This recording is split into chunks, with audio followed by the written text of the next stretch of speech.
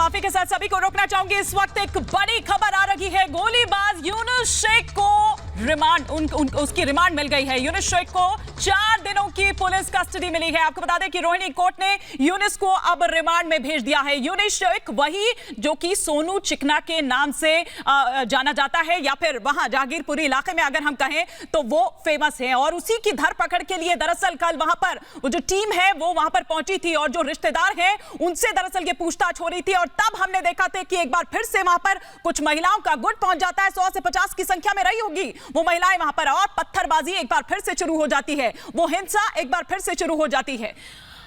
तो अब मैं वापस अपनी चर्चा पर लौटूंगी। यहां पर महाराज जी, जो मुफ्ती साहब कह रहे थे उस पर आपका रिएक्शन। मुफ्ती साहब ने अच्छी बात कही है और उन्होंने कहा है कि उन पर कार्रवाई होना चाहिए कि नहीं। आपको एक चीज़ का विश्वास रखना चाहिए कि इस देश में जो अभी सरकार चल रही है, उस सरकार के जो मुखिया हैं, न उनका कोई अपना परिवार है, न किसी परिवार के लिए वो जीवन में काम करते हैं। आपको भी एहतराम करना होगा इस बात का। न कोई भ्रष्टाचार के मुद्दे हैं। वो मुल्क को, इस देश को अपना परिवार मानते हैं। और इस देश में हो रहे किसी भी प्रकार के विध्वंसक कार्रवाई को, चाहे गृहमंत्री हो, चाहे प्रधानमंत्री हो, निश्चित तौर पर दिल्ली उनके अंडर में आता है। और आपने कार्रवाई ब्रेकिंग न्यूज में देख लिया, और आप अभी आगे भी कार्रवाई देखेंगे। मैं ये नहीं कहता कि कोई जाके मस्जिदों में झंडे लगा जाए। मैं कभी भी इस बात का समर्थक नहीं रहा हूं, और कभी भी सनातन संस्कृति के लोग इस बात के समर्थक नहीं रहे हैं।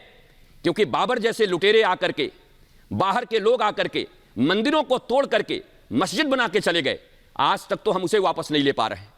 और हम उसे वापस क्या ले पाते अगर आप हमारे साथ रहें, बैठें, और आप कह सकें कि एक समय देश में ऐसा हुआ था कि जब बाहर के लुटेरे और आक्रांता हमारे बीच में आए और उन्होंने तोड़फोड़ की और भारत की संपत्ति को लूट कर ले गए। उन्होंने धर्म के नाम पर हमें बरगलाया, और हम चाहते हैं कि हम भारतवासी फिर एक साथ रहें। तो यह भी एक रूपरेखा निकल सकती थी। हम आपस में बैठ के सब चीजों का समाधान कर सकते थे। मैं फिर कहता हूं, सुप्रीम कोर्ट जब हमारे फेवर में हो तो हम सुप्रीम कोर्ट के हो जाएं।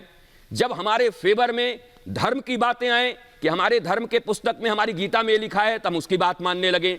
हमारा कोई लीडर कह दे तो कहे हम अपने लीडर की बात मानते हैं। ऐसी बातें मुल्क में नहीं होनी चाहिए।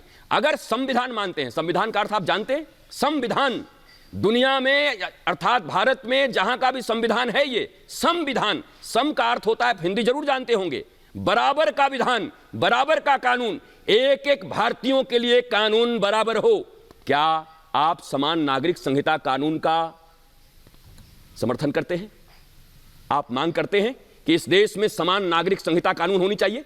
क्या आप मांग करते हैं कि देश का पूरा कानून और नियम किसी मजहबी पुस्तक के आधार पर नहीं, बल्कि हमारे लोगों के हिफाजत के लिए, हमारे देश की एकता के लिए, अखंडता के लिए और देश की प्रगति के लिए होना चाहिए? हम कोई भी धार्मिक बात ले जाकर के कोई भी फैसिलिटी उसमें से नहीं मांगेंगे।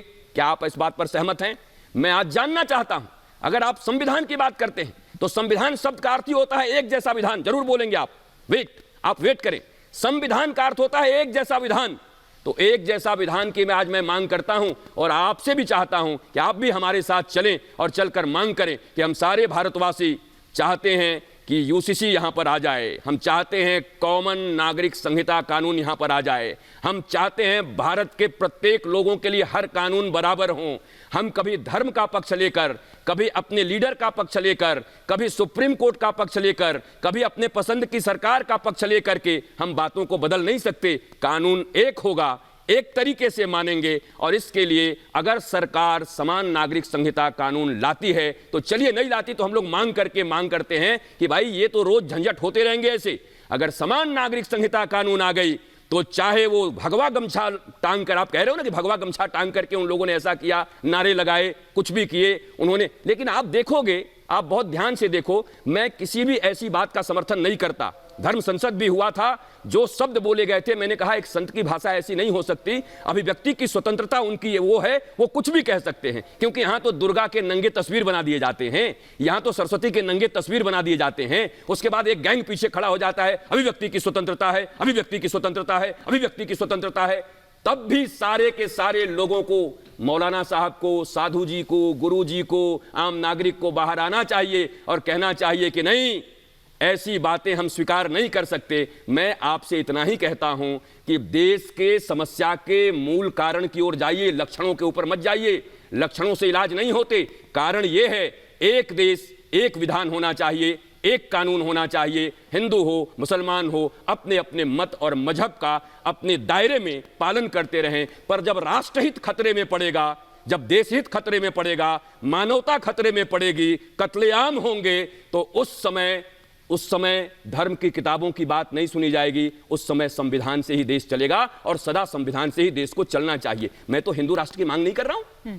मैं 80%, आप बोल सकते हैं ना 80% साधु भी हूं, मैं देश का नागरिक भी हूं। मैं कह रहा हूं सेकुलरिज्म बचा ही वहां है जहां पर हिंदुत्व बचा है।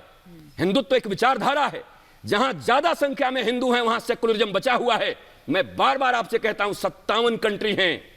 जब जब संख्या बढ़ती है तो देश का सेकुलरिज्म खतरे में पड़ जाता है और देश धार्मिक देश बन जाता है। मुझे पक्का पता है कि मैं, मौलाना साहब और खान साहब, हम सब सेकुलर कंट्री चाहते हैं, हम सब पंथ निरपेक्ष कंट्री चाहते हैं और आपस में मिलकर भारत का नाम ऊंचा करना चाहते हैं।